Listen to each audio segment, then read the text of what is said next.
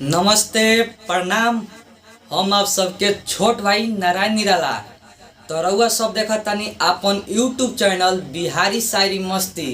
तो जी हाँ दोस्तों, एगो बहुत ही बवाल गाना विजय चौहान के पोस्टर रिलीज भइल बा, जौन एल्बम के नाम बा छपरा सीमान। जी हाँ दोस्तों, आप सही सुने, जौन एल्बम के नाम बा छपरा सीमान। तो बहुत जल्दी ये गाना के टीजर आवे वाला बा। अभी खाली एक पोस्टरे आइल बा छपरा सीमान।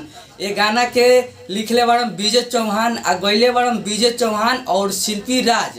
ये गाना के म्यूजिक डायरेक्टर देले बड़न विकास यादव। तो ई गाना छपरा सीमान वाला जौन गाना होता विजय चौहान ऑफिशियल इंटरटेनमेंट से ई गाना होता।